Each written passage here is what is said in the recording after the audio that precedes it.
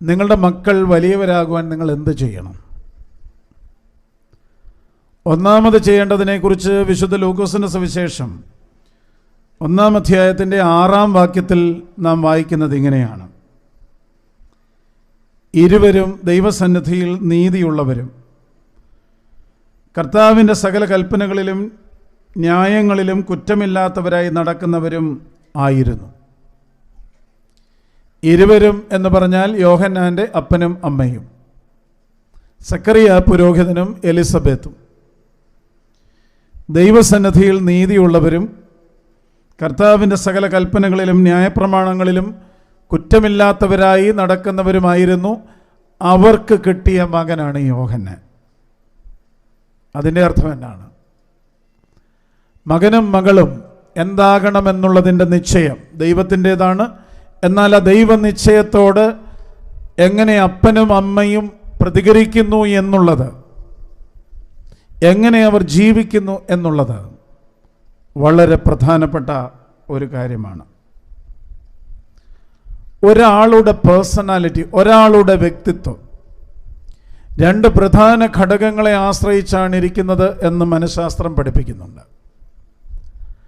അതിലൊന്നാമത്തേത് heredity എന്ന് പറയും, പാരമ്പര്യം. രണ്ടാമത്തേത് ഒരാളുടെ എൻവയോൺമെൻറ്റ്, പരിസ്ഥിതി. പാരമ്പര്യം എന്ന് പറഞ്ഞാൽ മാതാപിതാക്കളുടെ ജീനുകളിൽ നിന്ന്, ക്രോമസോമുകളിൽ നിന്ന് അടുത്ത തലമുറയിലേക്ക് സംവേദിപ്പിക്കപ്പെടുന്ന വ്യക്തിത്വത്തിൻ്റെ ചില ട്രെയ്റ്റ്സ്. അത് നമുക്കെല്ലാവർക്കുമുണ്ട്. എന്നാൽ അത് മാതാപിതാക്കളുടെ മാത്രമല്ല, അതിന് പുറകിലേക്കുള്ള തലമുറകളിൽ നിന്ന് പോലും നമ്മുടെ സ്വഭാവത്തെ സ്വാധീനിക്കുന്ന ജീനുകളുടെ, ക്രോമസോമുകളുടെ ഇമ്പാക്റ്റ് അതുണ്ട് എന്നാണ് പഠിപ്പിക്കുന്നത്. എന്നാൽ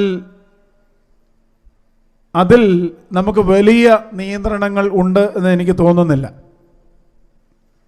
എന്നാൽ ഒരാളുടെ വ്യക്തിത്വ വികസനത്തിൽ പരിസ്ഥിതിയുടെ റോൾ, എൻവയോൺമെൻറ്റിൻ്റെ റോൾ, അതിൽ നമുക്ക് ചില കാര്യങ്ങൾ ചെയ്യുവാനായിട്ട് സാധിക്കും. ഒരു മനുഷ്യ ജീവിതത്തിൻ്റെ പരിസ്ഥിതികൾ എന്തൊക്കെയാണ്? ഒന്നാമത്തെ എൻവയോൺമെൻറ്റ്, ഒന്നാമത്തെ പരിസ്ഥിതി അമ്മയുടെ ഗർഭപാത്രമാണ്. ഒരു മനുഷ്യജീവൻ്റെ ആരംഭം അത് അമ്മയുടെ ഗർഭപാത്രത്തിലാണ്. എന്നാൽ ഞാൻ പ്രത്യേകിച്ചും യുവദമ്പതികളോട് പറയും, ഒരമ്മയുടെ ഉദരത്തിലല്ല ആദ്യം കുഞ്ഞ് ജനിക്കേണ്ടത്, ഒരപ്പൻ്റെയും അമ്മയുടെയും ഹൃദയത്തിലാണ് ആദ്യം കുഞ്ഞ് ജനിക്കേണ്ടത്. അങ്ങനെ അപ്പൻ്റെയും അമ്മയുടെയും ഹൃദയത്തിൽ ജനിക്കുന്ന കുഞ്ഞ് അതിൻ്റെ ഒരുക്കത്തോടും പ്രാർത്ഥനയോടും കൂടെ അമ്മയുടെ ഉദരത്തിൽ ജനിക്കുമ്പോഴാണ്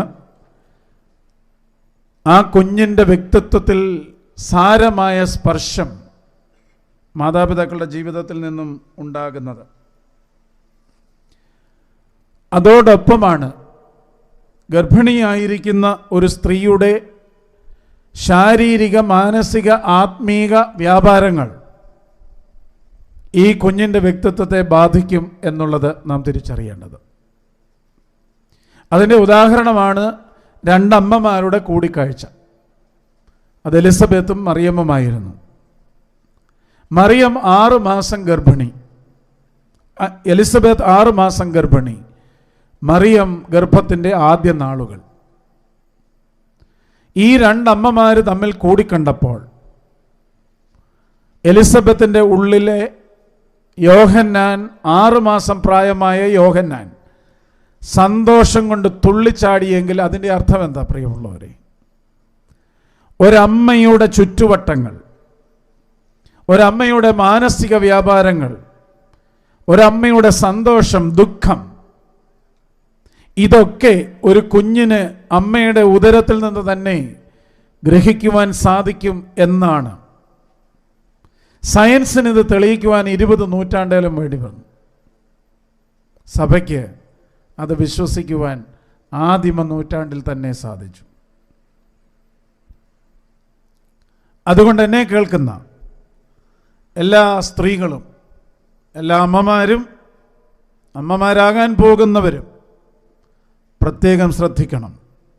നിങ്ങളുടെ ഗർഭപാത്രം വിശുദ്ധ ത്രോണോസ് പോലെ വിശുദ്ധമായി സൂക്ഷിക്കണം. നിർഭാഗ്യവശാൽ ലോകത്തിൽ ഇന്ന് ഏറ്റവും കൂടുതൽ കൊലപാതകങ്ങൾ നടക്കുന്ന ഇടത്തിൻ്റെ പേരാണ് ഗർഭപാത്രം. യുദ്ധങ്ങൾ കൊണ്ടല്ല, ഭൂകമ്പങ്ങൾ കൊണ്ടല്ല, മഹാമാരികൾ കൊണ്ടല്ല, അബോർഷനുകൾ. ഒരു ദിവസം തന്നെ ലോകത്തിൽ ആയിരക്കണക്കിന് ജീവനുകൾ നശിപ്പിക്കപ്പെടുന്ന ഇടത്തിൻ്റെ പേരാണ് ഗർഭപാത്രം. ഒരമ്മയുടെ ജീവൻ രക്ഷിക്കുവാനും ചില പ്രത്യേകമായ സാഹചര്യങ്ങളിൽ അങ്ങനെ ചെയ്യുവാനും ഇടയാകുന്നതൊഴിച്ചാൽ ബാക്കി ഭൂരിഭാഗവും യാതൊരു ന്യായവുമില്ലാതെ, നീതീകരണവുമില്ലാതെയാണ് എന്ന് ഞാൻ വിശ്വസിക്കുന്നു. അമേരിക്കയിൽ പഠിക്കുവാനുള്ള സാഹചര്യം ലഭിച്ച ഒരാളാണ് ഞാൻ. ഞങ്ങളുടെ ക്ലാസ് റൂമിൽ ഒരു ദിവസം ഒരു ചർച്ചയുണ്ടായി. ചർച്ചയുടെ ഭാഗമായി അബോർഷൻ, ഗർഭഛിദ്രം കടന്നു വന്നു. പാശ്ചാത്യ നാട്ടിൽ നിന്നുള്ള ഒരു സ്ത്രീ വളരെ വീറോടെ സംസാരിച്ചു. This is my body, I can do whatever I want to do എന്നവർ വളരെ ശക്തമായി ബാധിച്ചു. ഇതെൻ്റെ ശരീരമാണ്, എനിക്ക് എന്തും ഈ ശരീരത്തിൽ ചെയ്യാമെന്ന്. 2 പ്രശ്നമാണ് ഞാൻ ആ ചർച്ചയിൽ ഉന്നയിച്ചത്. ഞാൻ പറഞ്ഞു, നിന്റെ ശരീരത്തിൽ നിനക്ക് എന്തും ചെയ്യാമോ? ആരാ നിനക്കതിനുള്ള സ്വാതന്ത്ര്യം തന്നത്? രണ്ടാമത്തേതാണ് പ്രധാന ചോദ്യം. ഈ കുഞ്ഞ് ജനിക്കണ്ടെന്നും ജീവിക്കണ്ടെന്നും തീരുമാനിക്കാൻ നീ ആരാണ്? What is the right of that foetus to be born and to live? ജനിക്കുവാനും ജീവിക്കുവാനും അവകാശം നിഷേധിക്കുവാൻ നിനക്കെന്താണ് സ്വാതന്ത്ര്യം? ഈ ചോദ്യം ഞാൻ ആ ക്ലാസ് റൂമിൽ ചോദിച്ച ഒരാളാണ്. ഞാൻ പറയുവാനായിട്ട് ശ്രമിച്ചത്, ഒരു മനുഷ്യനെ വലുതാക്കുന്നത്, ഒരു മനുഷ്യൻ എന്താകുന്നു എന്ന് തീരുമാനിക്കുന്ന ഒരിടമാണ് ഗർഭപാത്രം, അമ്മയുടെ ഉദരം. അതൊരു ത്രോണോസ് പോലെ വിശുദ്ധമായി സൂക്ഷിക്കേണ്ടതാണെന്നാണ് ഞാൻ പറഞ്ഞത്. അതുകൊണ്ട് അപ്പനും അമ്മയും എന്താണ് എന്നുള്ളത് വളരെ പ്രധാനപ്പെട്ടതാണ്. രണ്ടാമത്തെ അന്തരീക്ഷം കുട്ടി ജനിച്ചു വളരുന്ന വീടാണ്. അത് വളരെ പ്രധാനപ്പെട്ട ഒരു അന്തരീക്ഷമാണ്. ശ്രദ്ധിക്കാതെ പോകുന്നു ഈ അന്തരീക്ഷത്തെക്കുറിച്ച് ഈ കാലഘട്ടത്തിലെ വീടുകളിൽ. യോഹന്നാന്റെ ഭവനാന്തരീക്ഷം വേദപുസ്തകത്തിൽ അങ്ങനെ വ്യാഖ്യാനിക്കുന്നൊന്നുമില്ല എങ്കിലും, വിശദീകരിക്കുന്നില്ല എങ്കിലും നമുക്ക് വായിച്ചെടുക്കാം വരികളുടെ ഇടയിലൂടെ. പുരോഹിതനായ സക്കറിയായുടെ വീട്ടിൽ തീർച്ചയായും പ്രാർത്ഥനയുണ്ടായിരുന്നു. നീതിയുള്ള ജീവിതം അവർ നയിച്ചിരുന്നു, അത് വേദപുസ്തകം പറയുന്നുണ്ട്. കർത്താവിൻ്റെ കൽപ്പനകൾ അനുസരിച്ച് ജീവിതം ക്രമീകരിച്ച ഒരു വീട്. പ്രിയമുള്ളവരെ, ഈ കാലഘട്ടത്തിൽ നാം ചോദിക്കേണ്ട ചോദ്യം, നമ്മുടെ ഭവനത്തിൻ്റെ അന്തരീക്ഷം നമ്മുടെ കുഞ്ഞുങ്ങളെ സഹായിക്കുന്നുണ്ടോ? ഇന്നെനിക്ക് തോന്നുന്നു ഭൂരിഭാഗം ആളുകൾക്കും വീട് മതി, കുടുംബം വേണ്ട. വീട് വലുതാക്കുവാനായിട്ടുള്ള നെട്ടോട്ടത്തിൽ നഷ്ടപ്പെട്ടു പോയ ഒന്നിൻ്റെ പേരാണ് കുടുംബം.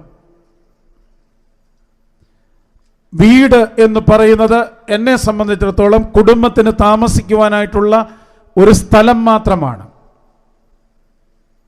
വീടല്പം ചെറുതായാലും വേണ്ടില്ല പ്രിയമുള്ളവരെ, കുടുംബം നന്നാകണം. ഒരുമിച്ചിരുന്ന് പ്രാർത്ഥിക്കണം, ഒരുമിച്ചിരുന്ന് ഭക്ഷണം കഴിക്കണം, ഒരുമിച്ചിരുന്ന് സംസാരിക്കണം. കുട്ടികളുമായി നല്ലതുപോലെ സംവേദിക്കണം, കമ്മ്യൂണിക്കേഷൻ ഉണ്ടാകണം. വീട്ടിലൊരു ധാർമ്മികത ഉണ്ടാകണം, ഒരു മൊറാലിറ്റി അതുണ്ടാകണം. അല്ല എങ്കിൽ നമുക്ക് വലിയ വീടുണ്ടാകും, പക്ഷെ കുടുംബമുണ്ടാവുകയില്ല. നമുക്കെല്ലാവർക്കും അറിയാവുന്ന ഒരു വാക്കാണ് കുടുംബം എന്ന് പറഞ്ഞാൽ കൂടുമ്പോൾ ഇമ്പമുണ്ടാകുന്നതാണ്. ഇവിടെ ഇരിക്കുന്ന എല്ലാവരും ചോദിക്കണം, നിങ്ങളുടെ വീട്ടിൽ ഈ കൂട്ടായ്മയുണ്ടോ? ഭക്ഷണത്തിന് കൂട്ടായ്മയുണ്ടോ? പ്രാർത്ഥനയ്ക്ക് കൂട്ടായ്മയുണ്ടോ? സംസാരത്തിൻ്റെ കൂട്ടായ്മയുണ്ടോ? കൂട്ടായ്മയില്ലാത്തിടം എങ്ങനെയാണ് നമുക്ക് കുടുംബം എന്ന് പറയുവാൻ സാധിക്കുന്നത്? ഏറ്റവും വലിയ കൂട്ടായ്മ പ്രാർത്ഥനയുടെ ദൈവത്തോടുള്ള കൂട്ടായ്മയാണ്. ഉണ്ടോ? ഇല്ല എന്നൊന്നും ഞാൻ പറയുന്നില്ല. പക്ഷെ പണ്ടുള്ളതിൻ്റെ അത്രയും ഉണ്ടായിരുന്നില്ല എന്നാണ് എൻ്റെ നിഗമനം. അതിൻ്റെ പ്രശ്നങ്ങൾ നമ്മുടെ ജീവിതങ്ങളിലുണ്ട്. അതിൻ്റെ പ്രതിസന്ധി നമ്മുടെ കുട്ടികളുടെ വളർച്ചയിലുണ്ട്. ഞാൻ പറയട്ടെ, നമുക്കൊരു വളർത്തുദോഷം ബാധിച്ചിട്ടുണ്ട്. വേണ്ടതുപോലെയാണോ വളർത്തുന്നത് എന്നുള്ളതിനെക്കുറിച്ച് ഞാൻ സംശയിക്കുന്നു. അതുകൊണ്ട് വീടിൻ്റെ അന്തരീക്ഷം അതോടൊപ്പം തന്നെയാണ് മാതാപിതാക്കളുടെ ഫിലോസഫി ഓഫ് ലൈഫ്. ജീവിതത്തെ എങ്ങനെയാണ് പ്രിയമുള്ളവരെ നിങ്ങൾ കാണുന്നത്? ഞാൻ പലപ്പോഴും മാതാപിതാക്കളോട് ചോദിക്കാറുണ്ട്, who is A successful parent? ആരാണ് വിജയിച്ച ഒരപ്പനും അമ്മയും? ജീവിത വിജയത്തിൻ്റെ മാനദണ്ഡങ്ങൾ എന്തൊക്കെയാണ്? മലയാളിയുടെ ഒരു ഉത്തരം വിദ്യാഭ്യാസവും ജോലിയും ലഭിക്കുന്ന ശമ്പളവുമാണ് എന്ന ഒരവസ്ഥയിലെത്തിയിട്ടുണ്ട്. അതുകൊണ്ട് തന്നെ നിരന്തരം കുട്ടികളോട് പറയുന്ന ഒരു വാക്ക് മാത്രമേ ഉള്ളൂ, പഠിക്കുക, പഠിക്കുക, പഠിക്കുക. പഠിക്കട, പഠിക്കടി, പഠിക്കട, പഠിക്കടി. ഇതല്ലാതെ എന്താ പറയുന്നേ? ഞാൻ നിങ്ങൾക്കൊക്കെ അറിയാവുന്ന പോലെ നമ്മുടെ പത്തനംതിട്ട ജില്ലയിലെ മാത്തൂർ എന്ന് പറയുന്ന ഗ്രാമത്തിൽ ജനിച്ചു വളർന്ന് മാത്തൂർ ഗവൺമെൻറ് UP സ്കൂളിൽ പഠിച്ച് ഒരു സാധാരണക്കാരനായി ജീവിച്ച ഒരു മനുഷ്യനാണ്. ഇപ്പോഴെൻ്റെ ഡിഗ്രി എന്താണെന്ന് നിങ്ങൾക്കറിയാം. ദൈവകൃപയാൽ എനിക്കൊരു ഡോക്ടറേറ്റ് ഉണ്ട്. അമേരിക്കയിൽ പോയി ഞാൻ ഡോക്ടറേറ്റ് ചെയ്തയാളാണ്. പക്ഷെ ഞാൻ നിങ്ങളോട് പറയുന്നു, ഇവിടെ ഇരിക്കുന്ന കുഞ്ഞുങ്ങളോട് പറയുന്നു, 10ാം ക്ലാസ്സിലെയും 12ാം ക്ലാസ്സിലെയും ഒക്കെ പരീക്ഷ വന്നപ്പോഴും ബോർഡ് എക്സാമിനേഷൻ വന്നപ്പോഴും ഒരു ഞായറാഴ്ച ആരാധന മുടക്കുകയോ ഒരു സൺഡേ സ്കൂൾ മുടക്കുകയോ ചെയ്യാതെ പഠിച്ച ഒരാളാണ് ഞാൻ. ഈ കാലഘട്ടത്തിലെ മാതാപിതാക്കൾ കുഞ്ഞുങ്ങളോട് പറഞ്ഞു കൊടുത്തുകൊണ്ടിരിക്കുന്നത്, പരീക്ഷ വന്നാൽ പള്ളിയിൽ പോകണ്ട, പരീക്ഷ വന്നാൽ സൺഡേ സ്കൂളിൽ പഠിക്കണ്ട, പഠിക്കട, പഠിക്കടി, പഠിക്കട, പഠിക്കടി. എവിടെ വരെ പോകുമെന്നാണ് നിങ്ങളുടെ വിചാരം? അപ്പോൾ അതുകൊണ്ട് മാതാപിതാക്കളുടെ ജീവിതത്തിൻ്റെ ദർശനം ഇത് വളരെ പ്രധാനപ്പെട്ടത്. നിങ്ങൾ എന്താണ് ജീവിതത്തെക്കുറിച്ച് നിങ്ങളുടെ കുഞ്ഞുങ്ങളോട് പറഞ്ഞു കൊടുത്തുകൊണ്ടിരിക്കുന്നത്? ജീവിത വിജയത്തിന് എന്ത് വേണമെന്നാണ് നിങ്ങൾ കുഞ്ഞുങ്ങളോട് പറഞ്ഞു കൊടുത്തുകൊണ്ടിരിക്കുന്നത്? പണമാണോ? പണം വേണ്ട എന്ന് ഞാൻ പറയില്ല. എന്നാൽ പണത്തിന് അങ്ങേപ്പുറത്തേക്ക് ചിലത് നൽകുവാനും ചിലത് നേടുവാനുമുണ്ട്. അതിൽ മാത്രമേ ജീവിതം വിജയിക്കൂ എന്ന് പറഞ്ഞു കൊടുത്തുകൊണ്ടിരിക്കണം പ്രിയമുള്ളവരെ. ഞാൻ പല സ്ഥലങ്ങളിലും പറഞ്ഞത് നിങ്ങൾ കേട്ടിട്ടുണ്ട്. ഈ കഴിഞ്ഞ ദിവസവും ഒരു ഇൻ്റർവ്യൂ, അതിൻ്റെ ഭാഗം കട്ട് ചെയ്തിപ്പം ആളുകൾ സർക്കുലേറ്റ് ചെയ്തുകൊണ്ടിരിക്കുന്നുണ്ട്. അതിൽ ഞാൻ പറഞ്ഞു, ഇപ്പം നിങ്ങളോടും പറയുന്നു, ഏറ്റവും കുറഞ്ഞത് ഒരു കാര്യം കൂടെ എങ്കിലും പഠിപ്പിക്കണം. എന്നെ കൂടെ നോക്കിക്കോണേന്ന്. ഏറ്റവും കുറഞ്ഞത് ഒരു കാര്യം കൂടെ എങ്കിലും കുഞ്ഞുങ്ങളെ പറഞ്ഞ് പഠിപ്പിക്കണം. അപ്പനെയും അമ്മയും മോനെ മോളെ നോക്കിക്കൊള്ളണമെന്ന്. വല്ലാത്ത ഒരു കാലമാണ്. എനിക്ക് പ്രതിവിധിയൊന്നും പറയുവാനായിട്ട് സാധിക്കില്ല. എനിക്കറിയാം, മാതാപിതാക്കൾ നമ്മുടെ കുഞ്ഞുങ്ങൾ വിദേശത്തേക്ക് പോകുവാൻ ആഗ്രഹിക്കുന്നു.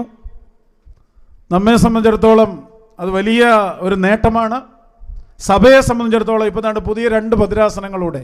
കാരണം എന്താണ്? കുഞ്ഞുങ്ങൾ പോകുന്നിടത്തെ സഭ പോവുകയാണ്. പക്ഷേ ഇതിൻ്റെ പിന്നിൽ ഇതിന് ശേഷം സംഭവിച്ചു തുടങ്ങിയിരിക്കുന്ന ഒരു കാര്യത്തെക്കുറിച്ച് നമുക്ക് ബോധ്യം ഉണ്ടായി തുടങ്ങി. പത്തനംതിട്ട ജില്ല എന്ന് പറയുന്നത് വൃദ്ധരുടെ ഒരു ജില്ലയായി മാറിക്കൊണ്ടിരിക്കുന്നു. നോക്കാൻ ആരുമില്ലാത്തത് കൊണ്ട് തന്നെയാകാം ഞാൻ തുമ്പമൺ ഭദ്രാസനത്തിൽ ചുമതലയെടുത്തപ്പോൾ 3 വൃദ്ധമന്ദിരങ്ങൾ ഇപ്പോൾ ഈ ഭദ്രാസനത്തിലുണ്ട്. കോവിഡിൻ്റെ സമയം എന്നെ വല്ലാതെ വേദനിപ്പിച്ച ചില സംഭവങ്ങളുണ്ട്. അതിലൊരു സംഭവം, ബാംഗ്ലൂരിൽ മാതാപിതാക്കളുടെ ഏതാനും കിലോമീറ്റർ അകലെ ഒരു മകനും മകളും, അവർ 2 പേരും 2 വീടുകളിൽ കുടുംബമായി താമസിക്കുന്നുണ്ടായിരുന്നു. കോവിഡിൻ്റെ 2ാമത്തെ വേവ് ബാംഗ്ലൂരിൽ അതിശക്തമായി അടിച്ച് അധികം ആളുകൾ മരിച്ചു. ബാംഗ്ലൂരിൽ ഞാൻ ചുമതലയുണ്ടായിരുന്നപ്പോൾ അവിടുത്തെ പള്ളികളിൽ കോവിഡ് റെസ്പോൺസ് ടീമുകളെ സൃഷ്ടിച്ചു. പ്രത്യേകിച്ച് നമ്മുടെ യുവജനങ്ങളായിരുന്നു. അവർ ഈ PPE കിറ്റൊക്കെ ഇട്ട് ഭക്ഷണം എത്തിക്കേണ്ടടുത്ത് ഭക്ഷണവും, മരുന്ന് എത്തിക്കേണ്ടടുത്ത് മരുന്നും എത്തിച്ച്, ഉപകരണങ്ങൾ എത്തിക്കേണ്ടടുത്ത് അവരുടെ ജീവൻ തൃണവൽക്കരിച്ചവർ സഞ്ചരിച്ചു. വീടിനകത്ത് കയറില്ല, റെസ്ട്രിക്ഷൻസ് ഉണ്ട്. പോലീസിൻ്റെ സഹായത്തോടെ അവർ വീടിൻ്റെ പടിക്കൽ വരെ ഇതൊക്കെ എത്തിച്ചു. ഞാൻ മുമ്പ് പറഞ്ഞ മാതാപിതാക്കളുടെ മക്കൾ ഏതാനും കിലോമീറ്ററുകൾ അകലെ ബാംഗ്ലൂർ പട്ടണത്തിൽ താമസിച്ചിട്ടും ഒരു നേരം പോലും അപ്പൻ്റെയും അമ്മയുടെയും വാതിൽക്കൽ ഇതെത്തിക്കുവാൻ കഴിഞ്ഞില്ല എന്നുള്ളത് എൻ്റെ ഹൃദയം തകർത്ത ഒന്നാണ്. അപ്പോൾ എന്താണ് നാം പഠിപ്പിക്കേണ്ടത്? പഠിക്കടി, ജോലി കിട്ടട, വലിയ വീട് വെക്കണം, പണം സമ്പാദിക്കണമെന്ന് മാത്രമല്ല പ്രിയമുള്ളവരെ, പഠിപ്പിക്കണം എന്നെ കൂടെ നോക്കിക്കൊള്ളണമേ എന്ന്. എനിക്കറിയില്ല അതെങ്ങനെയാണ് ചെയ്യേണ്ടതെന്ന്, പക്ഷേ അതൊരു ഉത്തരവാദിത്തമാണെന്നാണ് എൻ്റെ വിചാരം. ഒരു ചെറുപ്പക്കാരൻ എന്നോട് വല്ലാത്ത ഒരു ചോദ്യം ചോദിച്ചു. ഞാൻ ഈ വിഷയം പറഞ്ഞപ്പോൾ അവൻ എന്നോട് ചോദിച്ചൊരു ചോദ്യം ഇതാണ്: തിരുമേനി, ലോകത്തിലെ ഏതെങ്കിലും ജീവജാലങ്ങൾ സ്വന്തം അപ്പനെയും അമ്മയും നോക്കാറുണ്ടോ എന്ന് അവൻ ചോദിച്ച ചോദ്യമാണ്. Is there any species in the world to take care of their parents എന്ന് എന്നോടൊരു ചോദ്യം ചോദിച്ചു. എനിക്ക് ദൈവം അന്നേരം തോന്നിച്ച ഉത്തരം എന്താണെന്നറിയോ? എനിക്ക് ശരിക്കും പറഞ്ഞാൽ എൻ്റെ കാല് മുതൽ തലവരെ പെരുത്തുന്നു ആ ചോദ്യം കേട്ടപ്പോൾ. ഞാൻ അവനോട് തിരിച്ചൊരു ചോദ്യം ചോദിച്ചു: എടാ മോനെ, ലോകത്തിലെ ഏതെങ്കിലും ജീവജാലങ്ങളിൽ ഇതുപോലെ മക്കളെ നോക്കുന്ന അപ്പനും അമ്മയും ഉണ്ടോടാന്ന് ഞാൻ ചോദിച്ചു. ഉണ്ടോ? അപ്പോൾ അതുകൊണ്ട് നിങ്ങൾ നിങ്ങളുടെ കുട്ടികൾക്ക് നൽകുന്ന ജീവിതത്തിൻ്റെ തത്വശാസ്ത്രം എന്താണ്? എന്താണ് നിങ്ങൾ അവരെ പഠിപ്പിക്കുന്നത്? അത് കിട്ടുന്ന അന്തരീക്ഷമാണ് നമ്മുടെ ഭവനം. ഈ തുമ്പമൺ ഭദ്രാസനത്തിൻ്റെ ചുമതലയേറ്റെടുത്ത് ഞാൻ ഭദ്രാസനത്തിൻ്റെ വിവിധ മേഖലകളിൽ സഞ്ചരിക്കുമ്പോൾ ഇപ്പോൾ എൻ്റെ മുമ്പാകെ വരുന്ന പ്രധാനമായിട്ടുള്ളൊരു നിർദ്ദേശം, തിരുമേനി, നമുക്ക് കുറെ കൂടെ വളരെ ഡീസൻ്റ് ആയിട്ടുള്ള വൃദ്ധഭവനങ്ങൾ ഉണ്ടാക്കാമെന്നാണ്. പണം ഞങ്ങൾ തരാൻ തിരുമേനി, ഒരു സംവിധാനം ഉണ്ടാക്കിയാൽ മതി.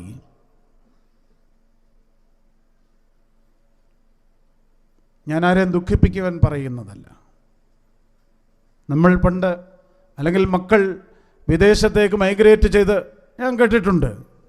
പോയി കണ്ട് തിരിച്ചു വരുമ്പോൾ പള്ളി കഴിഞ്ഞ് മുറ്റത്ത് നിന്ന് വാചാലരായി സംസാരിക്കുന്നത് ഞാൻ കേട്ടിട്ടുണ്ട്. അവിടെ അവനോ വീടിൻ്റെ മുറ്റത്ത് 3 കാറാ, എന്തൊരു വലിയ വീടാ, എന്തൊരു സൗകര്യമാ. അഭിമാനത്തോടെ സംസാരിച്ചു, സന്തോഷം. 2ാം പ്രാവശ്യം പോയിട്ട് വന്നപ്പോഴും സംസാരിച്ചു. 3ാം പ്രാവശ്യം പോയിട്ട് വന്നപ്പോൾ സംസാരത്തിൻ്റെ ശക്തി കുറഞ്ഞു. അപ്പോഴാണ് മനസ്സിലായത് ഇനി ഇവൾ തിരികെ വരികയില്ല എന്ന്. നോക്കാൻ ആരും ഉണ്ടാവുകയില്ല എന്ന് അപ്പോഴാണ് തിരിച്ചറിഞ്ഞത്. അത് വല്ലാത്തൊരു വേദനയാണ്. അതുകൊണ്ട് നമ്മുടെ ഭവനങ്ങളിലെ ഫിലോസഫി ഓഫ് ലൈഫ്, ജീവിതത്തിൻ്റെ ദർശനം, അത് പണമല്ല, അത് പദവിയല്ല, അത് ശ്രേഷ്ഠമായ ജീവിതവും കടമകളും കൂടെയാണ് എന്ന് പറഞ്ഞു മനസ്സിലാക്കാത്തിടത്തോളം കാലം നമ്മൾ പരാജയപ്പെടും എന്നാണ് എൻ്റെ വിചാരം. മൂന്നാമത്തെ അന്തരീക്ഷമാണ് പള്ളി. ഞാൻ അതിനെക്കുറിച്ച് പറഞ്ഞു. പള്ളി എന്ന് പറയുന്ന ഒരു അന്തരീക്ഷമാണ് പ്രിയമുള്ളവരെ. ഞാൻ പറഞ്ഞില്ലേ, എന്നെയൊക്കെ ഞാനാക്കിയതിൻ്റെ വിവിധ ഘടകങ്ങളിൽ ഒന്ന് തുമ്പമണേറം സെൻറ് ജോർജ് പള്ളിയാണ്. പള്ളിയിൽ വളർന്ന ഒരാളാണ് ഞാൻ. ശരിക്കും ചപ്പാത്തി ഉണ്ടാക്കാൻ പഠിച്ചതുപോലും പള്ളിയിലാണ്. ഇവിടെ ഇരിക്കുന്ന പ്രായമുള്ളവർക്കറിയാം, കാടമ്പലാവിലെ തോമസ് അച്ഛൻ എന്ന് പറഞ്ഞ വളരെ വിശുദ്ധനായ ഒരു പുരോഹിതൻ ഞങ്ങളുടെ പള്ളിയിൽ വന്നു വികാരിയായി. കുറച്ച് പേർക്കെങ്കിലും അദ്ദേഹത്തെ അറിയാം. അദ്ദേഹത്തിന് ഭവനങ്ങളിൽ നിന്ന് വൈകിട്ട് ഭക്ഷണം വേണ്ട. മദ്ബഹായിൽ കയറുന്ന ഞങ്ങളോട് അച്ഛൻ ഒരു ദിവസം ചോദിച്ചടാ, ഒരു 2 ചപ്പാത്തി ഉണ്ടാക്കി തരാമോ? വൈകിട്ട് അച്ഛന് 2 ചപ്പാത്തി, ഒരു കട്ടൻ ചായ, 4 സ്പൂണ് പഞ്ചസാരയിട്ട് കപ്പലണ്ടി വറുത്തത് കിട്ടുമെങ്കിൽ ഞങ്ങളുടെ മാത്തൂർ ജംഗ്ഷനിൽ നിന്നോ ഓമല്ലൂരിൽ പോയോ ഞങ്ങൾ സംഘടിപ്പിക്കും. ഇത് മതി അച്ഛന് വൈകിട്ടത്തെ ഭക്ഷണം. അത് വീട്ടിൽ നിന്ന് വേണ്ട. ഞങ്ങളോട് ചോദിച്ചു, നിങ്ങൾക്ക് 2 ചപ്പാത്തി ഉണ്ടാക്കി തരാമോ? അങ്ങനെയാണ് ചപ്പാത്തി ഉണ്ടാക്കാൻ തുടങ്ങിയത് പള്ളിയിൽ. ഞാനത് തമാശ ആയിട്ട് എപ്പോഴും പറയാറുണ്ട്. ഈ ചപ്പാത്തി എത്ര പരത്തിയിട്ടും ആഫ്രിക്കയുടെ ഷേപ്പിലേ വരത്തുള്ളൂ. നമുക്കറിയാമല്ലോ. ഇതിനൊരു ഷേപ്പ് ഉണ്ടാക്കിയെടുക്കാനായിട്ട് പെട്ട പാട്. ബുദ്ധിമാന്മാരായ ഞങ്ങളൊരു പരിഹാര മാർഗം കണ്ടുപിടിച്ചു. ചപ്പാത്തി പരത്തിയിട്ട് ചോറ്റുപാത്രം എടുത്ത് അതിൻ്റെ മുകളിൽ പ്രസ് ചെയ്ത് സൈഡിൽ നിന്ന് മുറിച്ച് കളഞ്ഞ് ചപ്പാത്തി ഉണ്ടാക്കിക്കൊണ്ട് ചെന്നപ്പോൾ അച്ഛൻ വാ തുറന്ന് നോക്കിയിരിക്കും, ഉമരി ഷേപ്പിൽ ഇതെങ്ങനെ ഉണ്ടാക്കിയെന്ന്. ഇങ്ങനെ പള്ളിയിൽ ചപ്പാത്തി ഉണ്ടാക്കിയും പള്ളി കഴുകിയും പള്ളി തൂത്തും പള്ളി വൃത്തിയാക്കിയും ജീവിച്ച ഒരു മനുഷ്യനാ പ്രിയമുള്ളവരെ ഞാൻ. നിങ്ങളെന്തോ നിങ്ങളുടെ കുട്ടികളോട് പറയുന്നേ? പള്ളിയിൽ പോകുന്ന സമയം വേസ്റ്റ് ആണെന്നല്ലേ? പള്ളിയിൽ സ്പെൻഡ് ചെയ്യുന്ന സമയം വേസ്റ്റ് ആണെന്നാണോ പറഞ്ഞേ? അതോടെ സേവ് ചെയ്താൽ നീ പഠിക്കുമെന്നാണോ പറയുന്നേ? അതോടെ സേവ് ചെയ്ത് പഠിച്ചാൽ നീ വലുതാകുമെന്നാണോ പറയുന്നത്? ആകില്ല. എന്നോട് ക്ഷമിക്കണം, ഞാൻ പറയുക അത് ആകില്ല, വലുതാകില്ല, വല്ലതായി പോവും. അതുകൊണ്ട് പരീക്ഷ വന്നാലും എൻട്രൻസ് കോച്ചിങ് ഉണ്ടായാലും ട്യൂഷൻ ഉണ്ടായാലും ഞായറാഴ്ച പള്ളി വിട്ട് ഒരു ജീവിതം വേണ്ട എന്ന് നമ്മുടെ കുട്ടികളെ നാം പഠിപ്പിക്കണം. എനിക്ക് പള്ളിയെക്കുറിച്ച് കുറേ കാര്യങ്ങൾ പറയുവാനായിട്ടുണ്ട്. യുവജനങ്ങളോട് ഞാനൊരു സൂചന മാത്രമാണ് ഈ ദിവസങ്ങളിൽ പറഞ്ഞുകൊണ്ടിരിക്കുന്നത്. നിത്യജീവന്റെ ഉറവിടം, നിത്യജീവനിലേക്ക് പ്രവേശിക്കുന്നവൻ പള്ളിയും പള്ളിപ്പരിസരവും വിശുദ്ധിയോടെ സൂക്ഷിക്കണമെന്ന് അതുകൊണ്ടാണ് ഞാൻ പറയുന്നത്. യേശു ക്രിസ്തു സ്ഥാപിച്ചത് സഭയാണ്. ആ സഭയുടെ ആരാധനയില്ലാതെ ഒരാളും സ്വർഗരാജ്യത്തിൽ പ്രവേശിക്കുകയില്ല. ആരാധനയ്ക്ക് വിരുദ്ധമായി പള്ളിയെയും പള്ളിയുടെ പരിസരത്തെയും ഉപയോഗിക്കുന്നവരുണ്ടെങ്കിൽ നിത്യജീവനിൽ നിന്ന് അകന്നു പോകും. അതുകൊണ്ടാണ് പ്രയാസപ്പെട്ടാണ് വിളിച്ചു കൂവിക്കൊണ്ടിരിക്കുന്നത്, പാടില്ല പാടില്ല ചില കാര്യങ്ങളെന്ന്. നമ്മളും ഈ കാലഘട്ടത്തിൽ നമ്മുടെ കുട്ടികളെയൊക്കെ പറഞ്ഞ് അതങ്ങ് പള്ളി ചെന്ന് പറഞ്ഞാൽ മതി. എന്താ എൻ്റെ അർത്ഥം? എന്തും പറയാവുന്ന സ്ഥലം പള്ളി. അതല്ല. ഞാൻ നമ്മുടെ വിഷയത്തിലേക്ക് തിരിച്ചു വരട്ടെ. പള്ളിയിൽ നിന്നും പള്ളി ആരാധനയിൽ നിന്നും പള്ളി പരിസരം ചുമ്മാതാണെങ്കിലും പറഞ്ഞു വിടണം. വൈകിട്ട് പോയി പള്ളിയിൽ നിന്ന് പോയി തിരികെത്തിച്ച് തിരിച്ചു വരട്ടെ. അഭിനന്ദനായി യൗസേബ് സിരിമീനയുടെ കാലത്താണ് ശക്തമായി പറഞ്ഞുകൊണ്ടിരുന്നത്, ലക്ഷങ്ങൾ കോടികൾ മുടക്കി പണിയുന്ന പള്ളികൾ 4 മണിക്കൂർ 5 മണിക്കൂർ ഞായറാഴ്ച മാത്രം തുറന്നാൽ പോരാ, പിന്നെയോ വൈകുന്നേരങ്ങളിൽ തുറക്കണമെന്നും തിരികെത്തിക്കണമെന്നും പ്രാർത്ഥിക്കണമെന്നും ശക്തമായി നമ്മെ പഠിപ്പിച്ച ഒരാളാണ് അഭിനന്ദനായ യൗസേബ് സിരിമേനി. അങ്ങനെ പള്ളികൾ വൈകിട്ടെങ്കിലും തുറക്കട്ടെ. നമ്മുടെ കുട്ടികളുടെ കൈപിടിച്ചൊക്കെ ഒന്ന് പോകാം പള്ളിയിലേക്ക്. ആ അന്തരീക്ഷത്തിൽ നിന്ന് മാറ്റിക്കളയരുത് എന്ന് വിനീതമായ അപേക്ഷയാണ്. അടുത്ത അന്തരീക്ഷമാണ് കുട്ടി പഠിക്കുന്ന സ്ഥാപനം, സ്കൂൾ അല്ലെങ്കിൽ കോളേജ്. മതമില്ലാത്ത ജീവിതത്തെക്കുറിച്ചൊക്കെയാണ് ഇന്ന് സംസാരിക്കുന്നത്. എല്ലാം റാഷണലാണ്, എല്ലാം സയൻറ്റിഫിക്കാണ്. ആർട്ടിഫിഷ്യൽ ഇൻ്റലിജൻസിൻ്റെ ഒരു കാലഘട്ടത്തിൽ ജീവിക്കുമ്പോൾ നമ്മുടെ കുട്ടികളോട് നമ്മൾ നിരന്തരം പറഞ്ഞു കൊടുത്തുകൊണ്ടിരിക്കണം. മനുഷ്യ ജീവിതത്തിനും പ്രകൃതി ജീവിതത്തിനും ഒരു മിസ്റ്റിക്കൽ ആസ്പെക്റ്റ് ഉണ്ട്. നമുക്ക് കണ്ടെത്താൻ കഴിയാത്ത, നമുക്ക് മനസ്സിലാക്കാൻ കഴിയാത്ത, ബുദ്ധിക്ക് ഗ്രഹിക്കുവാൻ കഴിയാത്ത ഒരു ജീവിതത്തിൻ്റെ വശമുണ്ട് എന്ന് പറഞ്ഞു കൊടുത്തുകൊണ്ടേയിരിക്കണം.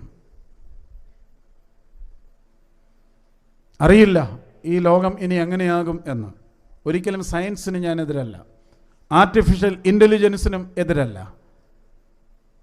പക്ഷേ സയൻസും ശാസ്ത്രവും മാത്രമാണ് ജീവിതം എന്നുള്ളത് തെറ്റായ ഒരു പഠിപ്പിക്കുകയാണ്.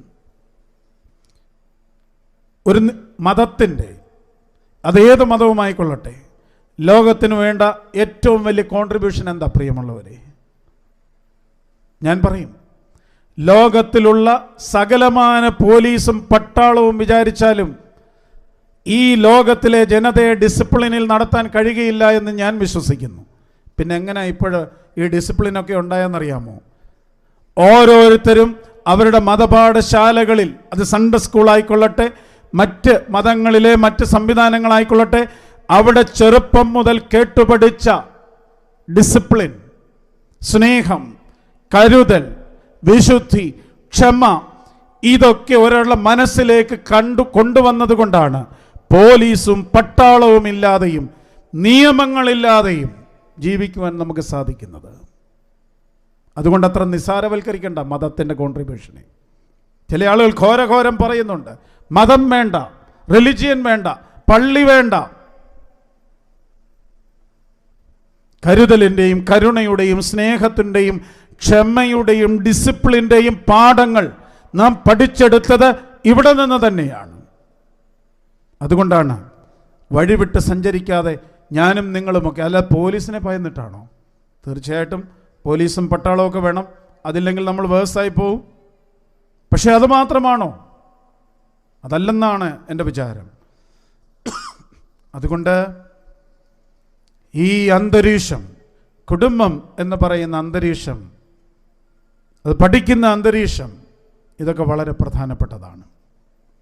അപ്പോൾ യോഹന്നാനെ കുറിച്ച് നാം ചിന്തിക്കുമ്പോൾ ഞാൻ പറയും, ഇതെല്ലാം ചേർന്ന ഒരു അന്തരീക്ഷത്തിലാണ് യോഹന്നാൻ വളർന്നത്. മാതാപിതാക്കളുടെ നീതിപൂർവമായ വിശുദ്ധിയോടെ പ്രാർത്ഥനയോടുകൂടി ഒരു ജീവിതം, കുടുംബത്തിലെ അന്തരീക്ഷം, ലഭ്യമായ മറ്റന്തരീക്ഷങ്ങളിൽ നിന്നൊക്കെ വലിയവനാകുവാനായിട്ടുള്ള ഒരു വലിയ ശക്തിയും പ്രേരണയും ലഭിച്ചവനാണ് യോഹന്നാൻ.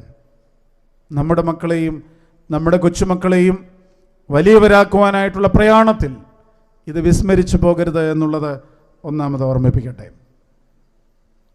രണ്ടാമത്, വളരെ ശക്തമായ ഒരു സാന്നിധ്യം ഉണ്ടാകേണ്ടത് ആവശ്യമാണ്. വിശുദ്ധ ലൂക്കോസിൻ്റെ സുവിശേഷം 1-ാം അധ്യായത്തിൻ്റെ 10-ാം വാക്യം, ധൂപം കാട്ടുന്ന നാഴികയിൽ ജനസമൂഹമൊക്കെയും പുറത്ത് പ്രാർത്ഥിച്ചു കൊണ്ടിരുന്നു. ധൂപം കാട്ടുന്ന നാഴികയിൽ ജനസമൂഹമൊക്കെയും പുറത്ത് പ്രാർത്ഥിച്ചു കൊണ്ടിരുന്നു. സക്കറിയ പുരോഹിതന് ധൂപം കാട്ടുവാൻ ദേവാലയത്തിൽ പാർക്കുവാനായിട്ടുള്ള ടേൺ വന്നപ്പോൾ അദ്ദേഹം ദേവാലയത്തിൽ ധൂപാർപ്പണത്തിനായി പ്രാർത്ഥനയ്ക്കായിട്ട് ആ ദിവസങ്ങളിൽ അവിടെ താമസിക്കുകയാണ്. അദ്ദേഹം അവിടെ പ്രാർത്ഥിച്ചു കൊണ്ടിരുന്നപ്പോഴാണ് ദൂതൻ പ്രത്യക്ഷപ്പെട്ടതും വചനം നൽകിയതും. എന്നാൽ ആ സമയത്ത് ധൂപം കാട്ടുന്ന നാഴികയിൽ പ്രാർത്ഥിക്കുന്ന സമയത്തിൽ ജനം പുറത്ത് പ്രാർത്ഥിച്ചു കൊണ്ടിരുന്നു എന്ന് പറഞ്ഞാൽ അതിൻ്റെ അർത്ഥം എന്താണ്? ഒരാളെ വലിയവനാക്കുന്നതിൽ ജനത്തിന്, സഭയ്ക്ക്, സമൂഹത്തിന് ഒരു പങ്കുണ്ട് പ്രിയമുള്ളവരെ.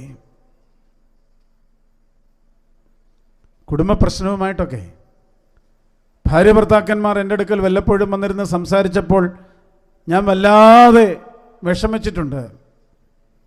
ഈ സ്ത്രീയും ഈ മനുഷ്യനുമൊക്കെ എന്നെ നോക്കി പറയുക, അച്ഛ അല്ലെങ്കിൽ തിരുമേനി, ഞാൻ ഒറ്റയ്ക്ക് വളർത്തിക്കോളാം. അയാൾ പോന്നെ പോട്ടെ, അവൾ പോന്നെ പോട്ട് തിരുമേനി, ഞാൻ ഒറ്റയ്ക്ക് വളർത്തിക്കോളാം. ഞാൻ പറയുന്നു വളർച്ച നല്ല വളർച്ചയാകില്ല എന്ന്. അങ്ങനെ നിങ്ങൾ മാത്രം വിചാരിച്ചാൽ പോരാ, പിന്നെയോ ചുറ്റും നിൽക്കുന്ന സമൂഹം കൂടെ ഇതിനകത്തൊരു റോളുണ്ട്. അത് വളരെ കൃത്യമായി നിർവചിച്ചാണ് മാമോദീസ എന്ന് പറയുന്ന കൂദാശ സഭ ക്രമീകരിച്ച് വെച്ചിരിക്കുന്നത് തന്നെ. ആരാ പ്രിയമുള്ളവരെ മാമോദീസ മുക്കുന്നേ? സഭയാണ് മാമോദീസ മുക്കുന്നേ. ഇന്നത് പ്രൈവറ്റൈസ് ചെയ്തു. കുറച്ച് ആളുകളെ വിളിച്ച് മാമോദീസ ഒക്കെ നടത്തി ഒരു ഭക്ഷണമൊക്കെ കൊടുത്തു കഴിയുന്നുണ്ടെങ്കിൽ മാമോദീസ എന്ന വിചാരം. നമ്മുടെ സഭയുടെ പഠിപ്പിക്കലിൽ അതല്ല. അത് മനസ്സിലാക്കണമെങ്കിൽ തലത്തൊടുന്ന ആളാണ് ആരാണെന്ന് മനസ്സിലാക്കണം. ആരാ തലത്തൊടുന്നേ? നിങ്ങൾ പറയാറില്ലേ ഇത് എൻ്റെ അവകാശമാണെന്ന്? എന്തവകാശം? ഞാൻ അമ്മാച്ചനാ, അമ്മാവിയാ, വല്യപ്പനാ, വല്യമ്മയാ, ഇത് എൻ്റെ അവകാശമാണെന്ന്. എന്തൊരവകാശം? ഒരവകാശവും ഇല്ല. മാമോദീസയ്ക്ക് പറയാനൊക്കത്തോണ്ട് ഇവിടെ വന്ന് പറയുകയാണേ, തലത്തൊടാൻ പോകുന്നവർ നല്ലപോലെ പഠിച്ചിട്ടേ പോകാവൂ, ചുമ്മാ കയറി പോയേക്കരുത്. എൻ്റെ ദൈവമേ, ചിലത് വന്ന് പറയുന്നത് എന്തോ ചെയ്യുന്നതെന്തോ ഒരു എത്തും പിടിയില്ലാതെ ഇതിങ്ങനെ അവകാശമായിട്ട് വന്ന് ചോദിച്ച് വാങ്ങിക്കൊണ്ടിരിക്കുക. കൊടുത്തില്ലെങ്കിൽ അന്ന് വലിയ പൂരം, വലിയ ബഹളം ഉണ്ടാക്കും. എന്താ പ്രിയമുള്ളവർ, ഞാൻ പറയും ഇടത് കൈ കൊണ്ട് ഇടത് കൈയിൽ പിടിച്ച് മുഖം പടിഞ്ഞാറോട്ട് തിരിച്ചു നിർത്താൻ. ഇതിന് ഇടത് കൈ അറിയത്തില്ല, വലത് കൈ അറിയത്തില്ല, മുഖം എങ്ങോട്ട് തിരിക്കണമെന്നും അറിയത്തില്ല. ഞാൻ വന്നിരിക്കുക, ചുമ്മാ പോവല്ലേ. ഇനി പറഞ്ഞു കൊടുക്കുമ്പോഴോ മാമോദീസ മുങ്ങുന്ന, ശരിക്കും പറയാനറിയാവോ എന്തിനാ വന്നേ? ഇവിടെ ഇത് പറയാനൊക്കത്തുള്ളൂ, കാരണം മാമോദീസയ്ക്ക് വന്ന് പറഞ്ഞാൽ പിന്നെ വലിയ പ്രശ്നമാണല്ലോ. അതുകൊണ്ട് ആരെങ്കിലും തലത്തൊടാൻ പോകുന്നുണ്ടെങ്കിൽ നല്ല ഭംഗിയായിട്ട് പഠിച്ചിട്ട് വേണം പൊക്കോളാൻ. ഇടത് കൈ കൊണ്ട് കുഞ്ഞിൻ്റെ ഇടത് കൈയിൽ പിടിച്ച് കുഞ്ഞിൻ്റെ മുഖം പടിഞ്ഞാറോട്ട് തിരിച്ച് സാത്താനെ 3 പ്രാവശ്യം തള്ളിപ്പറയണം. വലത് കൈ കൊണ്ട് കുഞ്ഞിൻ്റെ വലത് കൈയിൽ പിടിച്ച് മുഖം കിഴക്കോട്ട് തിരിച്ച് മശിഹ തമ്പുരാനെ ഏറ്റുപറയണം 3 പ്രാവശ്യം. അതാണ് പ്രധാന റോള്. ഞാൻ പറഞ്ഞു വന്നത് സഭയുടെ റോൾ എന്താണ്? ആരാണ് തലത്തൊടുന്ന ആള്? അങ്ങനെ കുടുംബാംഗങ്ങളാകണമെന്ന് സഭയ്ക്ക് യാതൊരു നിർബന്ധവുമില്ല. പക്ഷേ അച്ഛൻ നിർബന്ധപൂർവ്വം പറയും. ചിലപ്പോൾ അച്ഛനോടും കിടന്ന് വഴക്കുണ്ടാക്കും. അച്ഛൻ പറയും ഓർത്തഡോക്സ് സഭ വിശ്വാസിക്ക് മാത്രമേ തലത്തൊടാൻ അവകാശമുള്ളൂ. ഒരു വഴക്കുണ്ടാക്കിയിട്ട് ഒരു കാര്യമില്ല. കാരണം തലത്തൊടുന്ന ആൾ സഭയുടെ പ്രതിനിധിയാണ്. ഇത് മനസ്സിലാകണമെങ്കിൽ മാമോദീസ തൊട്ടിയിൽ നിന്നും കുഞ്ഞിനെ തലത്തൊടുന്ന ആളിൻ്റെ കയ്യിലേക്ക് കൊടുക്കുമ്പോഴുള്ള പ്രാർത്ഥന ശ്രദ്ധിക്കണം. പാട്ട് മാമോദീസ നീരിൽ നിന്നും കരേറി വരുന്ന ഈ കുഞ്ഞാടിനെ നീ ഏൽക്കുക പാവനയാം സഭയെന്ന് പറഞ്ഞ് അങ്ങോട്ട് കൊടുത്തപ്പോൾ തലത്തൊട്ടാൾ വാങ്ങി, സഭ വാങ്ങി, സഭയ്ക്ക് വേണ്ടി വാങ്ങി. അതാണ്. അപ്പോൾ മാമോദീസ ഏൽക്കുന്ന സമയം മുതൽ ഈ കുഞ്ഞ് സഭയുടെ പരിലാളനയിൽ സഭയിലാണ് വളരുന്നത്. ധൂപം കാട്ടുന്ന നാഴികയിൽ ജനം പുറത്തു പ്രാർത്ഥിച്ചു കൊണ്ടിരുന്നു എന്ന് പറഞ്ഞാൽ അതിൻ്റെ അർത്ഥം ഈ കുഞ്ഞിൻ്റെ ജീവിതത്തിൽ ഈ കമ്മ്യൂണിറ്റിക്ക്, ഈ സമൂഹത്തിന് റോളുണ്ട്. ഞാനും നിങ്ങളും പ്രത്യേകിച്ചും പ്രായമുള്ളവരൊക്കെ അങ്ങനെയൊക്കെയാണ് വളർന്നത്. ഞാനൊരിക്കലും ഇപ്പോഴേ പള്ളിയിൽ ഒറ്റക്കാലിൽ നിൽക്കാറില്ല. അത് കുറേ വർഷങ്ങളായിട്ട്. ഈ കഴിഞ്ഞ ദിവസം ഞാൻ ശുശ്രൂഷകർക്കൊരു ക്ലാസ് എടുത്തപ്പോൾ ഇതൊന്ന് പറഞ്ഞായിരുന്നു. ഒറ്റക്കാലിൽ നിൽക്കുന്ന ശുശ്രൂഷകരും ഭിത്തിയിൽ ചാരി നിൽക്കുന്ന ശുശ്രൂഷകരും ഒക്കെ കൂടി വരുന്നൊരു കാലഘട്ടത്തിൽ ഞാനിപ്പോൾ ഒറ്റക്കാലിൽ പണ്ട് പോലെ നിൽക്കുക. അതിൻ്റെ കാരണമുണ്ട്. എസ് കൊച്ചമ്മയും ഞങ്ങളും എല്ലാം ഒരു പള്ളിയിലെ ഞങ്ങളുടെ രാജൻകുട്ടി ചായൻ ഈ 1 മാസമായുള്ള അദ്ദേഹം നിദ്ര പ്രാപിച്ചിട്ട്. അപ്പോൾ ഞങ്ങളിങ്ങനെ ഒറ്റക്കാലിൽ നിന്നാൽ, ഞാൻ നിന്നിട്ടുണ്ട്, കാലിൻ്റെ മുട്ടിന് വന്ന് മടക്കിന് വന്ന് പുറകിൽ നിന്ന് അടിക്കും, മുട്ടുകുത്തി താഴെ വീഴും.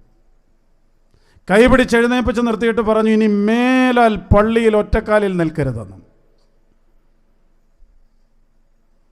ആരെങ്കിലും ആരാധന മധ്യേ വർത്തമാനം പറഞ്ഞാൽ വർത്തമാനം പറയുന്നവരുടെ തല കൂട്ടിയിടിക്കും.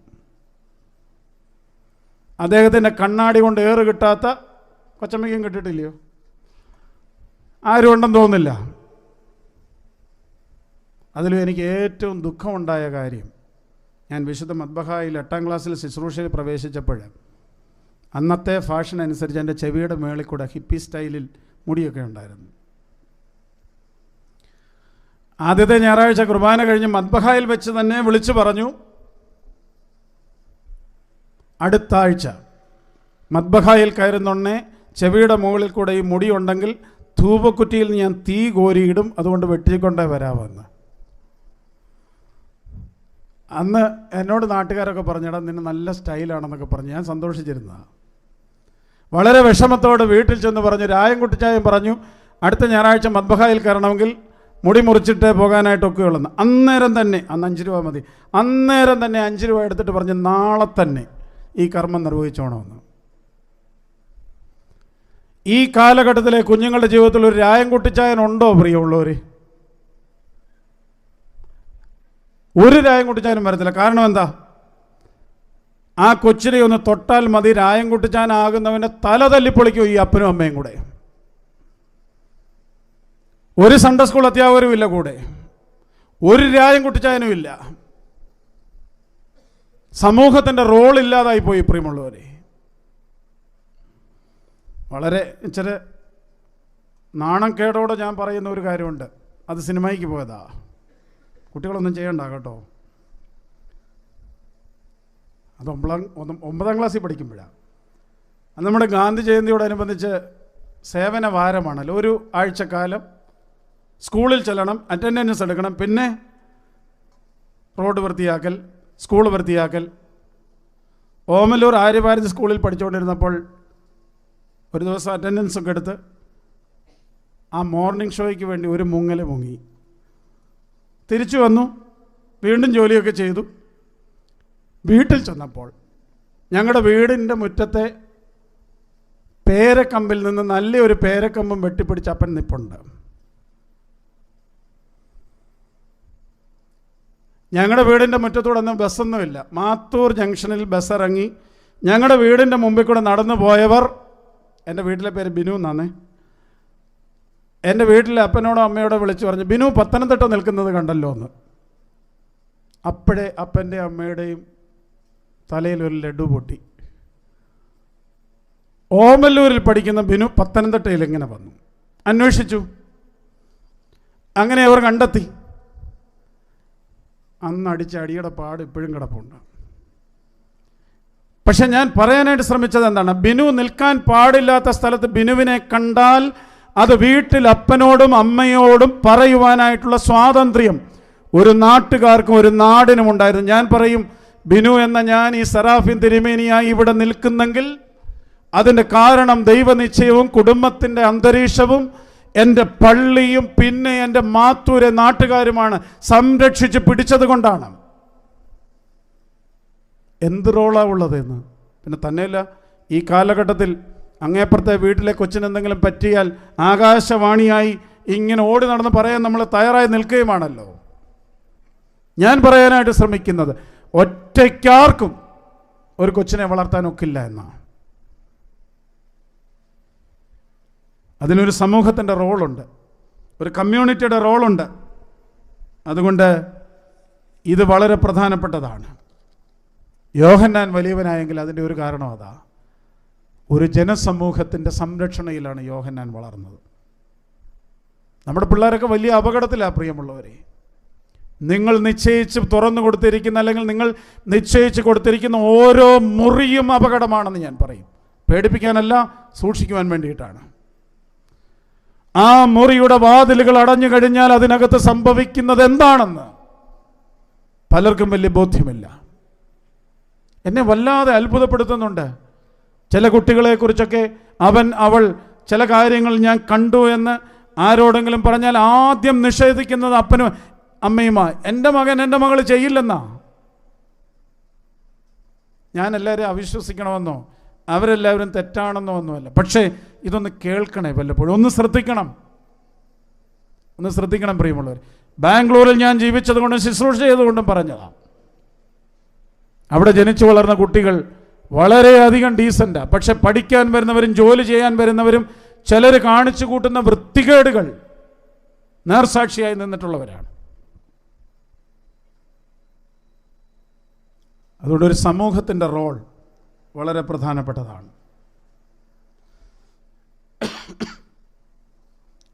സമയമില്ലാത്തതുകൊണ്ട് പെട്ടെന്ന് പറയാം.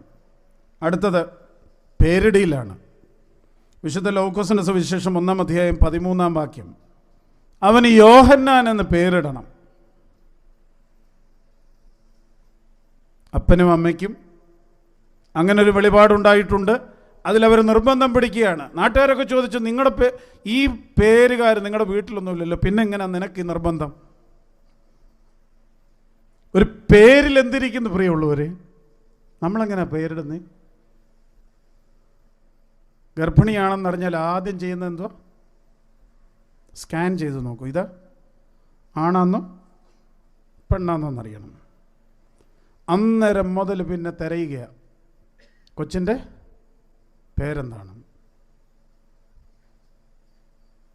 അങ്ങനെ പേര് തിരഞ്ഞ് അപ്പനും അമ്മയ്ക്കും തിരയുമ്പോഴും ഉള്ളിലുണ്ട്, എൻ്റെ പേരിൻ്റെ കുറച്ചക്ഷരമെങ്കിലും ഈ പേരിനകത്ത് വേണം, അല്ലേ? അങ്ങനെ അപ്പൻ്റെയും അമ്മയുടെയും പേരിലുള്ള കുറച്ച് അക്ഷരങ്ങളൊക്കെ ചേർത്ത് കൊച്ചിന് പേരിടും. ഒരർത്ഥവും ഇല്ല. അങ്ങനെയാണോ വീട്ടിൽ പേരിട്ടെന്ന് എനിക്കറിയത്തില്ല. പക്ഷെ ഒരു കാര്യത്തിൽ ഞങ്ങളുടെ വീട്ടിൽ പേരിട്ടതിനകത്ത് ഇതുപോലൊരു അന്വേഷണം ഉണ്ടായിരുന്നു. ബിനു, ബിന്നി, ബിനു, ബിജു, ബിന്നി. അപ്പന് നിർബന്ധമുണ്ട് ബിയിൽ ആരംഭിക്കണമെന്ന്. ഇതാണോ പേരിടിയിൽ? സഭയ്ക്കൊരു പേരിടിയിലുണ്ട് പ്രിയമുള്ളവരെ. ആ പേരിനൊരർത്ഥമുണ്ട്. അത് വേദപുസ്തകത്തിലെ പേരാണ്. യോഹന്നാൻ എന്ന വാക്കിൻ്റെ അർത്ഥം യാഹ്വേ ഈസ് ഗ്രേഷ്യസ് എന്നാണ്. അർത്ഥമുള്ള പേര്. ആ പേരെപ്പോഴാണ് ഇടുന്നതെന്നറിയാവോ? എല്ലാം കണ്ടിട്ടുണ്ടോ? അത് മാമോദിസ കൂദാശയുടെ ഇടയ്ക്കാണ്. ആ പേരെഴുതുമ്പോൾ, മാമോദിസ കൂദാശയിൽ ആ പേര് പുസ്തകത്തിൽ എഴുതുമ്പോൾ ഉള്ള ഒരു പ്രാർത്ഥനയുണ്ട്. അതിൻ്റെ സമ്മറി ഞാൻ പറയാം. ഇവൻ്റെ അല്ലെങ്കിൽ ഇവളുടെ പേർ ഈ പുസ്തകത്തിൽ എഴുതുന്നതോടുകൂടി ജീവൻ്റെ പുസ്തകത്തിൽ ഈ പേരെഴുതപ്പെടണമേ എന്ന് പറഞ്ഞ് പ്രാർത്ഥിച്ച് രജിസ്റ്ററിൽ പേരെഴുതുന്ന ഒരു സഭയിലാണ് നാം ജീവിക്കുന്നത്. പക്ഷെ നമ്മൾ കുർബാനയ്ക്ക് കൊടുക്കുന്ന പേരതാണ്. എൻ്റെ മാമോദീസ, എൻ്റെ ജീവൻ്റെ പുസ്തകത്തിലെ പേര് ഏബ്രഹാം ആണെന്നിരിക്കെ എൻ്റെ കുർബാനയ്ക്ക് കൊടുക്കുന്ന പേര് ബിനു ആയാൽ പ്രശ്നമുണ്ടെന്നാണ് എൻ്റെ വിചാരം. ദൈവത്തിന് അറിയാൻ വയ്യാത്തത് കൊണ്ടൊന്നുമല്ല. പിന്നെയോ ഞാൻ പറയും, ദൈവാധീനമായി സ്വർഗരാജ്യത്തിൽ കമ്പ്യൂട്ടറൈസ്ഡ് ചെയ്യാത്തത് അല്ല. ജീവൻ്റെ പുസ്തകത്തിലെ പേര് ഏബ്രഹാം, കൊടുത്ത പാസ്വേഡ് ബിനു, റിജക്റ്റ് ചെയ്തുകൊണ്ടേ ഇരിക്കും. ഇത് കണക്റ്റഡ് അല്ല. അതുകൊണ്ട് ഈ കുർബാനയ്ക്ക് പേര് കൊടുക്കുമ്പോഴേ ഈ ജീവൻ്റെ പുസ്തകത്തിലെ പേര് കൊടുക്കണം. അല്ലാതെ ബിനു, ബിജു, ബിന്നി കൊടുത്തിട്ട് കാര്യമില്ല. ഏബ്രഹാം, ഐസക്, ജേക്കബ് കൊടുക്കണം. പിന്നെ സാന്ദർഭികമായി ഒന്ന് പറഞ്ഞോട്ടെ, എന്തെങ്കിലും കുത്തിക്കുറിച്ച് വെക്കല്ലേ. നിങ്ങൾ വിചാരിക്കുന്നുണ്ടോ ഈ കുർബാന ചൊല്ലുന്ന പുരോഹിതന് ഈ പേരെല്ലാം അറിയാവുന്ന? നിങ്ങൾ വൃത്തിയായും ഭംഗിയായും എഴുതി കൊടുത്താൽ ആ പേര് വായിക്കും. തുയോബോയ്ക്ക് കാസ പിലാസ പിടിച്ച് നിൽക്കുകയാണ്. നമ്മുടെ മുമ്പാകെ കുറേ പേരുകളുണ്ട്. നോക്കിക്കേ, ഞാൻ ഇവിടെ നിന്ന് നോക്കിയാൽ ഇതിലും താഴെയാണ് ത്രോണോസ്. ഇവിടെ നിന്ന് നോക്കിയാൽ എൻ്റെ കണ്ണ് പിടിക്കണം. ആ കണ്ണ് പിടിക്കുമ്പോൾ ഭംഗിയായി എഴുതി വെച്ചിട്ടില്ല എങ്കിൽ വായിക്കാനൊക്കെ ഇല്ല പേര്. അതുകൊണ്ട് അതുകൂടെ ഞാൻ പറഞ്ഞിട്ട് പോവാം. എന്തെങ്കിലും എഴുതി എങ്ങനെയെങ്കിലും എഴുതി വെച്ചിട്ട് പോകരുതേ. കൃത്യമായി ഈ പേര്, ജീവൻ്റെ പുസ്തകത്തിലെ പേര് എഴുതി കൊടുക്കണം. അത് കൃത്യമായി ലെജിബിളായിട്ട് എഴുതണം. ഇംഗ്ലീഷോ മലയാളമോ ആയിക്കൊള്ളട്ടെ. നമ്മുടെ ഡൽഹി ഭദ്രാസനത്തിലെ സാം ഗബ്രിയേൽ അച്ഛൻ ഒരു നിർബന്ധം ഉണ്ടായിരുന്നു. വെറുതെ പേരെഴുതി വെച്ചിട്ട് പോയാലൊക്കെ ഇല്ല. അച്ഛനെ വിളിച്ച് പറയണം, മറിയാമ്മ. എന്തിനാ മറിയാമ്മയുടെ പേരെഴുതിയെന്ന് അച്ഛൻ അറിയണം. അച്ഛൻ്റെ ആർഗ്യുമെൻ്റ് എന്താണ്? മറിയാമ്മയ്ക്ക് വേണ്ടി അവിടെ നിൽക്കുന്ന എല്ലാവർക്കും വേണ്ടി ഈ കുർബാനയെ പ്രാർത്ഥിക്കുന്നുണ്ട്. മറിയാമ്മയുടെ പേര് പ്രത്യേകം പ്രാർത്ഥിക്കണമെങ്കിൽ മറിയാമ്മയോ മറിയാമ്മയുടെ ബന്ധുക്കളോ വിളിച്ച് അച്ഛനോട് പറയണം, മറിയാമ്മയ്ക്ക് വേണ്ടി ഇന്ന കാര്യം പ്രാർത്ഥിക്കണമെന്ന്. അല്ലെങ്കിൽ എല്ലാവർക്കും വേണ്ടി പ്രാർത്ഥിക്കുന്നതെന്ന് അച്ഛൻ പറയുന്നത്. നമ്മളിത് ചുമ്മാ എഴുതി വച്ചിട്ട് പോവുകയാണ്. അതുകൊണ്ട് പേരിടുന്നതിനും പേരെഴുതുന്നതിനും പേരോർക്കുന്നതിനുമൊക്കെ ഒരു ക്രമമുണ്ട്. ക്രമം കെടുക്കുന്നതിൻ്റെ പേര് അക്രമം. നിങ്ങൾ പലരും ഇപ്പോൾ അക്രമമാണ് കാണിക്കുന്നത്. അതുകൊണ്ട് പേരിന് വളരെ പ്രാധാന്യമുണ്ട്. വലുതാകുന്നതിൻ്റെ കാര്യത്തിൽ അതുകൂടെ ഉണ്ട് എന്നുള്ളത് ഓർക്കുക. ഒരു കാര്യം കൂടെ പറഞ്ഞ് ഞാൻ അവസാനിപ്പിക്കാം. ആ യോഹന്നാൻ്റെ ജീവിതത്തിന് ഒരു പർപ്പസ് ഓഫ് ലൈഫ് ഉണ്ടായിരുന്നു. അവൻ മാതാപിതാക്കൾക്ക്, വിശുദ്ധ ലൂക്കോസിന്റെ സുവിശേഷം 1-ാം അധ്യായം 14 മുതൽ 18 വരെയുള്ള വാക്യങ്ങളിൽ, അവൻ മാതാപിതാക്കൾക്ക് സന്തോഷം നൽകും, അവൻ്റെ ജനനത്തിങ്കിൽ പലരും സന്തോഷിക്കും, മറ്റുള്ളവർക്കും സന്തോഷമാണ്. കർത്താവിൻ്റെ സന്നിധിയിൽ അവൻ വലിയവനാകും, അവൻ മീഞ്ഞും മദ്യവും കുടിക്കുകയില്ല. എല്ലാം വിശദീകരിക്കാനുണ്ട് കേട്ടോ, ഇതെല്ലാം വിശദീകരിക്കണ്ട. വീഞ്ഞും മദ്യം എവിടുന്ന ആദ്യം ഇപ്പോൾ കുടിക്കുന്നതെന്നറിയാമോ? എവിടുന്നാ? ആ സ്വന്തം വീട്ടിൽ നിന്നാണ്. അല്ലെങ്കിൽ ലൈവായല്ലേ, അല്ലെങ്കിൽ പള്ളിയിൽ നിന്നോ. ആദ്യത്തെ കുടി വീട്ടിൽ നിന്നോ പള്ളിയിൽ നിന്നോ ആണെന്നാണ് ഇപ്പോഴത്തെ റിപ്പോർട്ട്.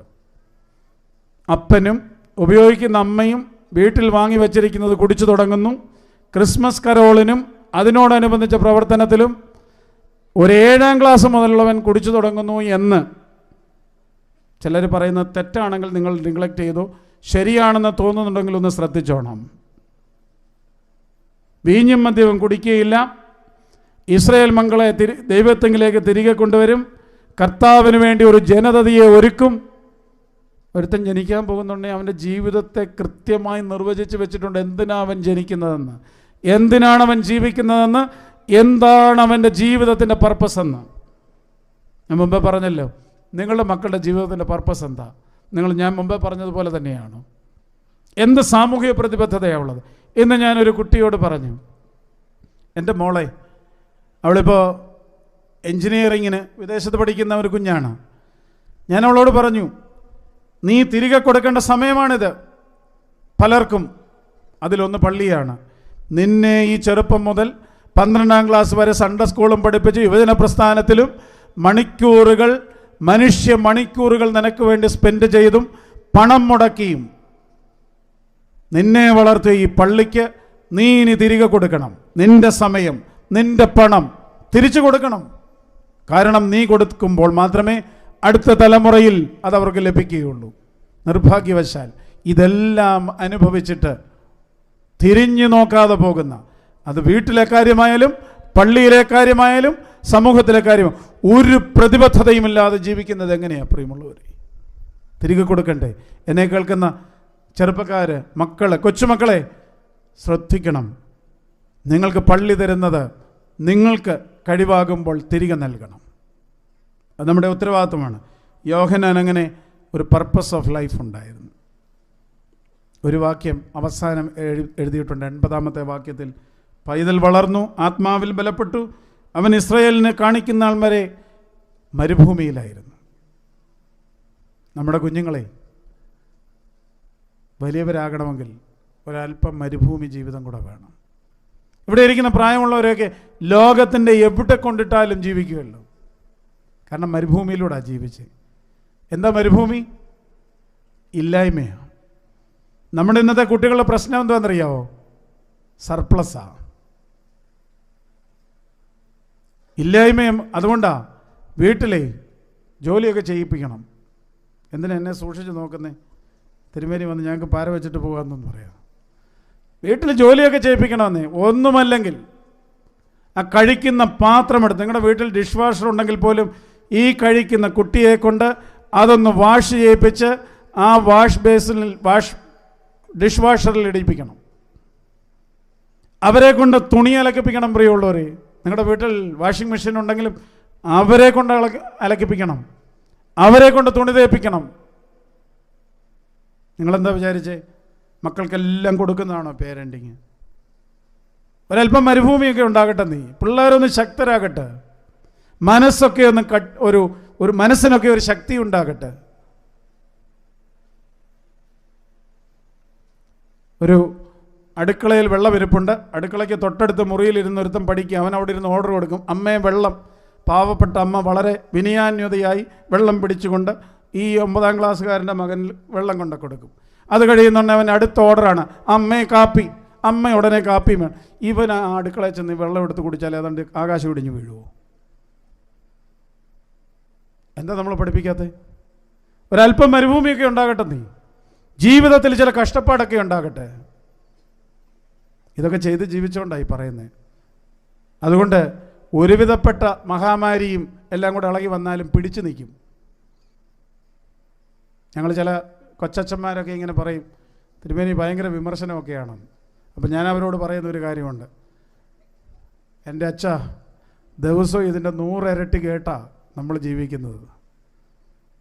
കേട്ടാ ഇത് എന്നെ ഇട്ടിട്ട് പോകേണ്ടതാണ്. പക്ഷേ അതിനെ പിടിച്ചു നിൽക്കാനായിട്ട് മനസ്സിനൊരു ശക്തി ഉണ്ടായതുണ്ടല്ലോ, പ്രാർത്ഥനയുടെ അനുഭവമുണ്ട്. പക്ഷേ ഇങ്ങനെ കഷ്ടപ്പെട്ട് ജീവിച്ചത് കൊണ്ട് തന്നെയാണ് 3 സഹോദരന്മാർക്കും കൂടെ ജീവിക്കാൻ ഒരു മുറി. ജെസ്സി കൊച്ചമ്മയ്ക്കറിയാം, ഞങ്ങൾ വലിയ പണക്കാരൊന്നും അല്ലായിരുന്നു. 3 സഹോദരന്മാർക്കും കൂടെ പഠിക്കാനും കിടക്കാനും ഉറങ്ങാനും ഒരു മുറി കഷ്ടിച്ചായിരുന്നു പ്രിയമുള്ളവർ. ബാത്ത് അറ്റാച്ച് റൂമൊന്നും ഇല്ലായിരുന്നല്ലോ. ധൈര്യമുണ്ട് ജീവിക്കുമെന്ന്. ആ ധൈര്യം കിട്ടിയത് ഈ ജീവിതത്തിൽ നിന്നാണ്. അതുകൊണ്ട് എല്ലാം കൊടുക്കുന്നതാണ് പേരൻറ്റിംഗ് എന്ന് നിങ്ങൾ വിചാരിക്കരുതേ. ആത്മാവിൽ ബലപ്പെടണം, മനസ്സിൽ ബലപ്പെടണം, ആരോഗ്യമുള്ള ശരീരവും ഉണ്ടാകണം. പക്ഷേ ഈ കാലഘട്ടത്തിലെ പോലെ ഇങ്ങനെ തീറ്റരുതേ.